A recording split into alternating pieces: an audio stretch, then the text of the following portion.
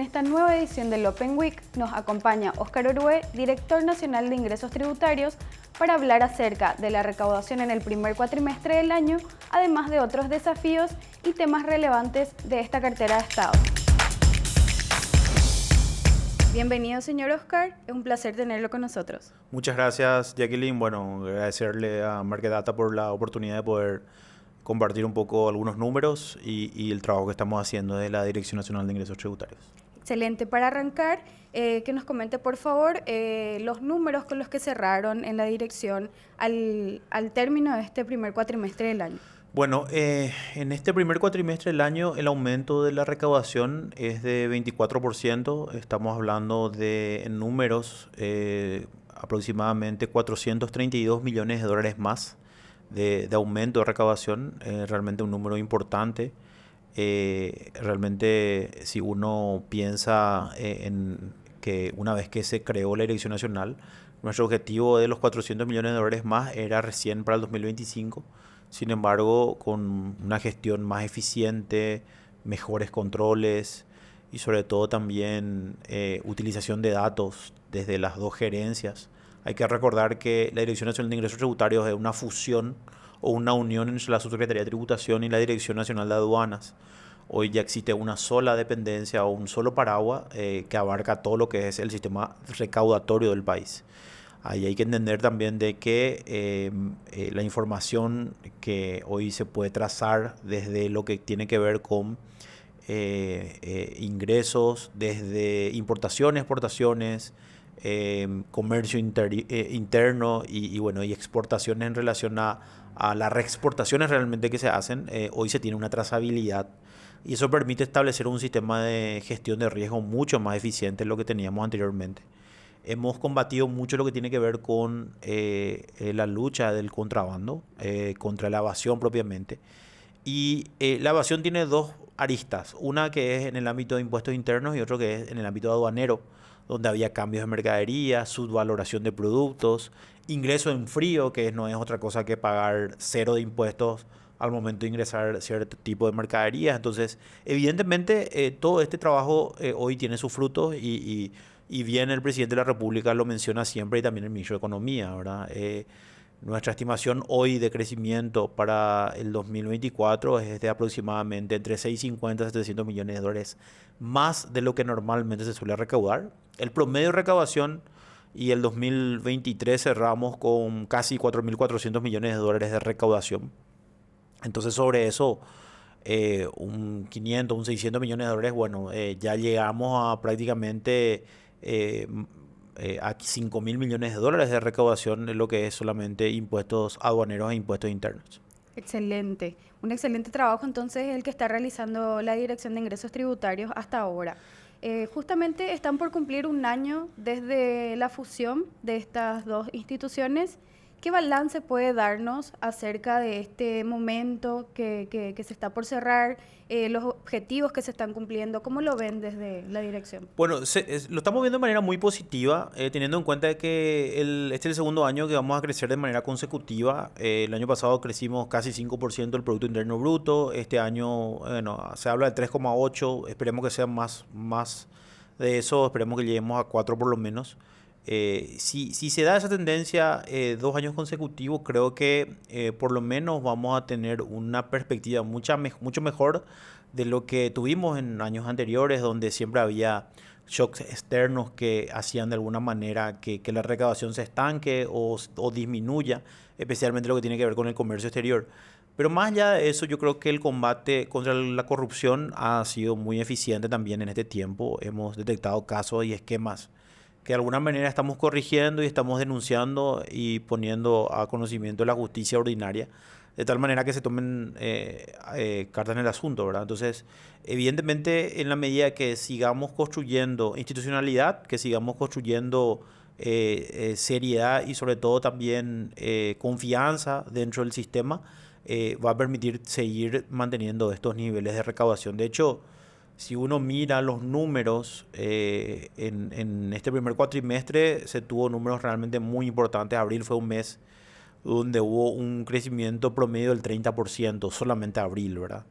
Entonces, mayo también se comporta de esa manera. De hecho, vamos a tener una cifra histórica en un solo mes de recaudación, donde la diferencia supera los 100 millones de dólares de aumento. Entonces, desde todo punto de vista, eso refleja un poco el trabajo que se está haciendo. Y bueno, las perspectivas para el futuro son muy positivas en la medida también que la economía siga creciendo. Tuvimos, por ejemplo, casi 40.000 nuevos contribuyentes desde enero a mayo.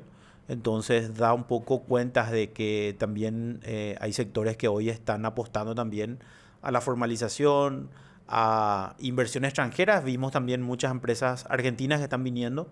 Eso también un poco nos reconforta y estamos viendo también de que el trabajo del presidente Peña en el sentido de las visitas que hace a los demás países está dando resultados. Excelente.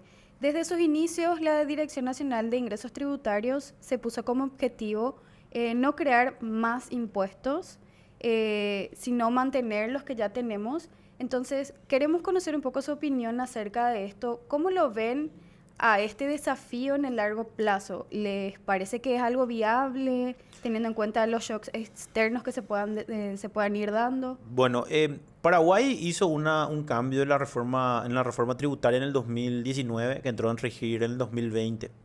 Muchos hablaban de que era solamente un maquillaje, de que era solamente un cambio de nombres. En realidad no fue así, ¿verdad?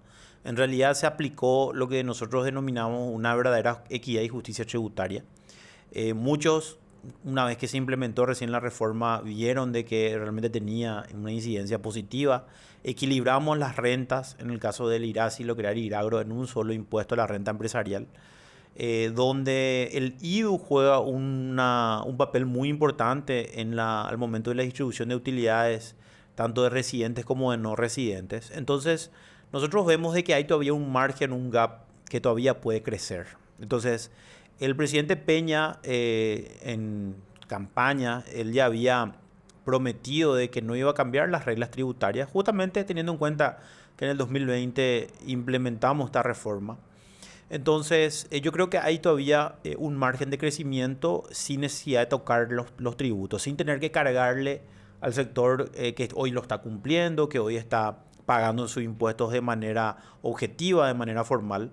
Entonces, nuestra idea era, bueno, concentrarnos en dos variables. Una, que es que haya mayor formalización, y otra que es combatir la evasión propiamente. O sea, que aquellos que hoy de alguna manera están inscritos, pero que no estaban pagando de manera correcta, lo hagan. Entonces, en ese margen yo creo que podemos, inclusive, si uno mira en todo este gobierno, por lo menos en 2 años, superar los 1.000 millones de dólares de aumento de recaudación, producto de todos estos controles y todas estas mejoras que estamos haciendo.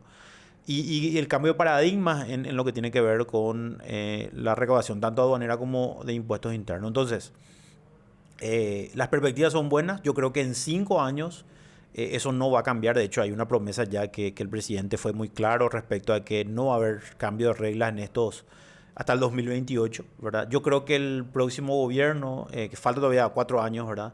Va a tener que pensar y analizar en ese momento la coyuntura cómo está y si existe margen para aumentar o no impuestos. Pero esa es una pregunta que vamos a tener que hacerle al próximo gobierno y un poco ver qué pasa en estos 4 años que nosotros creemos que va a ser de crecimiento, de consolidación y sobre todo también del despegue económico que tanto estamos esperando como Paraguay, ¿verdad? En el cual un sistema tributario bajo, un sistema tributario sencillo, donde la seguridad jurídica va a jugar también un papel fundamental en la inversión externa, extranjera.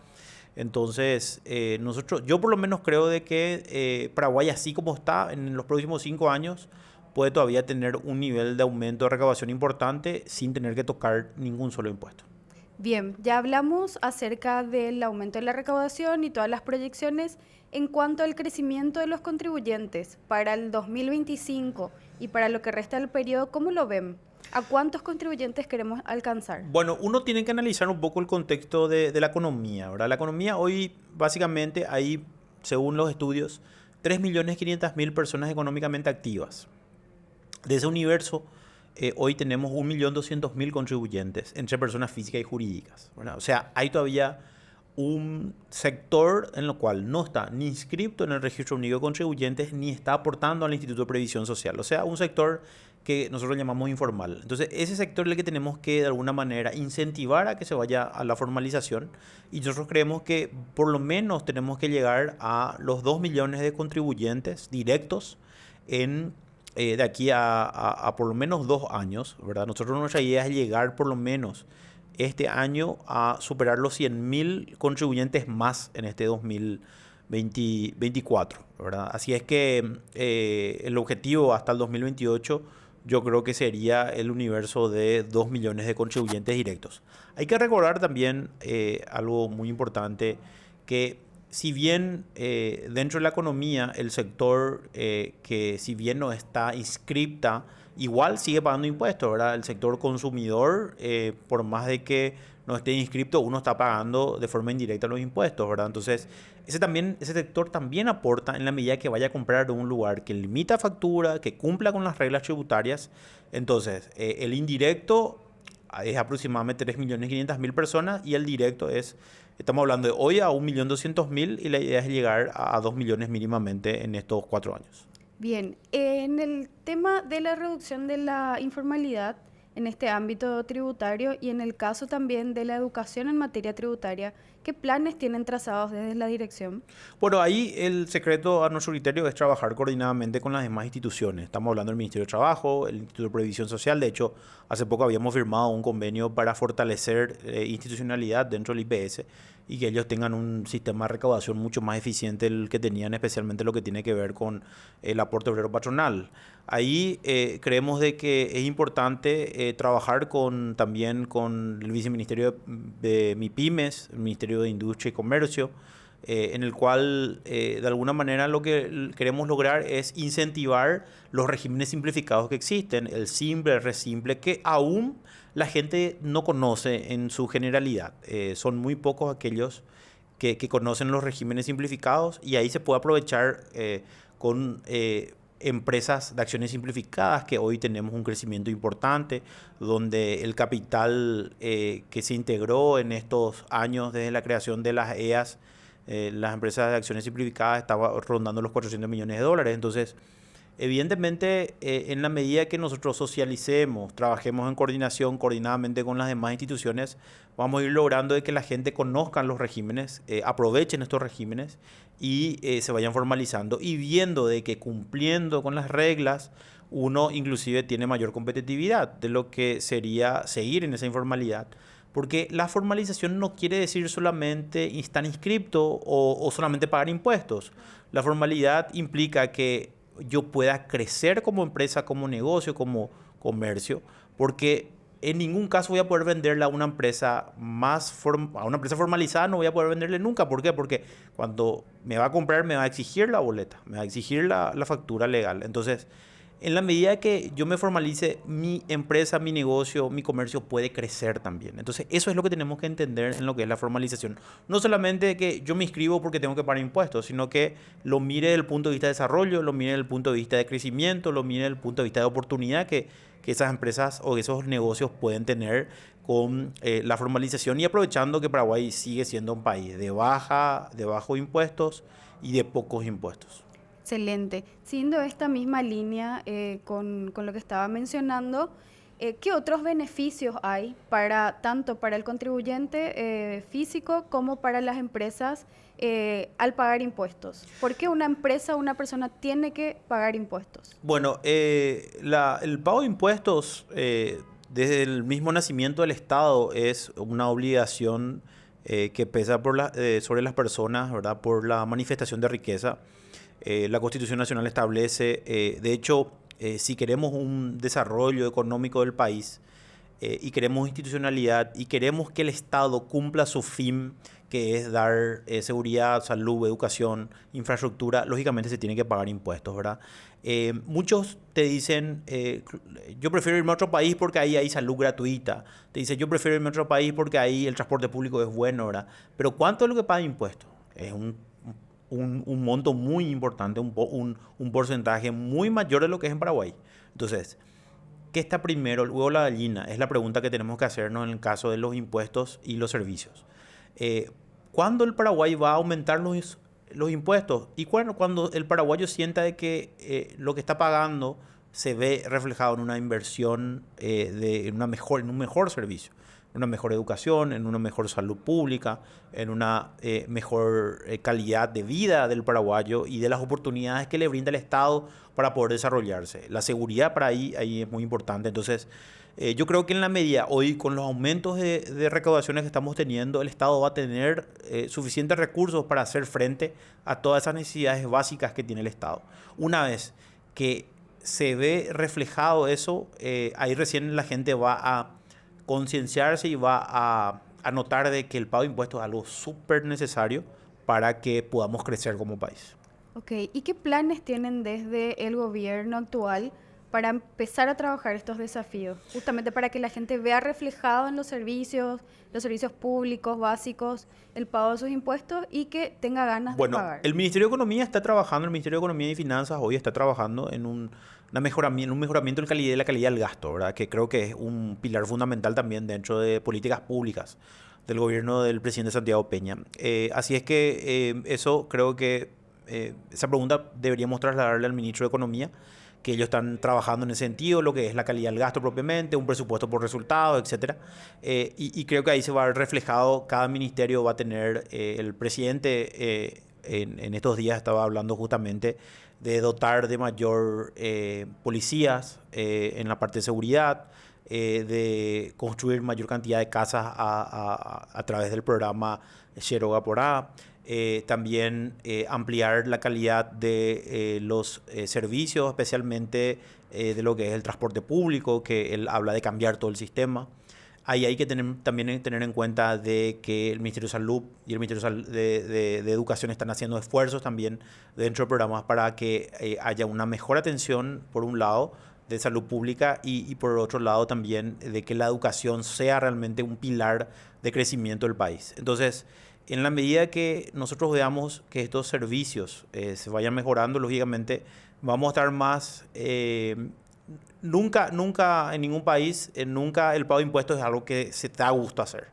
Pero en la medida que mantengamos estos niveles de bajo impuestos, yo creo que la gente va a ir cumpliendo. Así es que la tarea que tenemos todos es de construir un país serio, pero en base a conocimiento, en base a preparación, en base a que el Estado brinde las oportunidades básicas para poder desarrollarnos.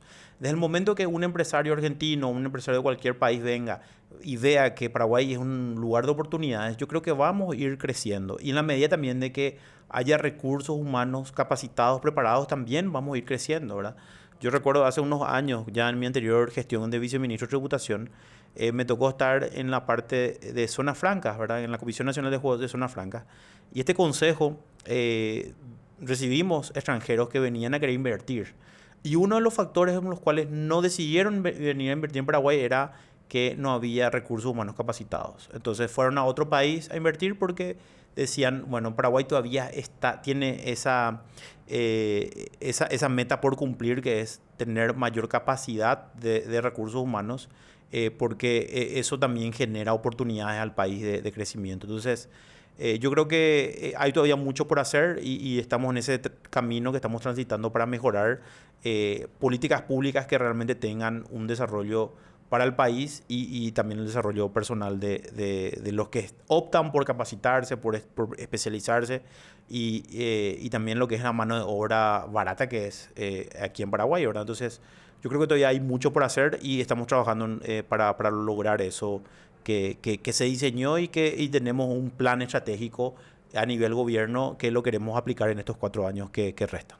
Excelente. Una última pregunta, que nos comente un poco acerca de este acuerdo que se firmó con el IPS, recordarle un poco a la gente de qué se trata, cuáles son los objetivos, en qué le va a beneficiar al aportante. Bueno, al aportante, en realidad al Instituto de Previsión Social lo que le va a servir es tener un sistema de recaudación mucho más eficiente, donde modelos ya perimidos ya no tienen cabida, ¿verdad? Nosotros, eso en la hoy Dirección Nacional de Ingresos Tributarios ya hemos cambiado hace tiempo lo que era la Subsecretaría de Tributación, entonces estamos mostrándole cómo es que la tendencia actual establece sistemas informáticos que permiten tener mayor dinamismo, mayor perfil de riesgo y sobre todo también cruzar datos para que les sirvan a ellos hacer controles más eficientes. Eso por un lado. Por otro lado, el compartir esa información que les sirva no solamente para el cobro correcto de los aportes, sino también para verificar cómo le va a la empresa y en qué sector económico está y si ese sector económico amerita tener X cantidad de funcionarios y si están declarando esa X cantidad de funcionarios. Entonces, creemos que ese trabajo, esa consolidación va a poder permitir al IPS tener los recursos necesarios para hacer frente a los cambios que está necesitando. Esto fue un pedido del presidente de la República, así es que ese convenio básicamente es para ayudar al IPS en un sentido a recaudar más, otro sentido es a hacer mejores controles y un tercero es de manejar información. Tener datos que les permiten a ellos hacer un perfil más eficiente de los contribuyentes que tienen que aportar al aporte obrero patronal principalmente. Excelente. Muchísimas gracias por su presencia, por acompañarnos en esta nueva edición del Open Week de Market Data. Bueno, muchísimas gracias. Hay todavía mucho por hablar del tema de facturación electrónica y todo eso, así es que seguramente vamos a tener mayor tiempo para poder conversar sobre eso. Agradecerte por la oportunidad y bueno, un saludo también a toda la audiencia que de alguna manera nosotros somos una institución que busca justamente mayor formalización. Estamos a disposición. Visiten nuestra página web www.denit.o.py y nuestras redes sociales. Así que muchas gracias por la invitación.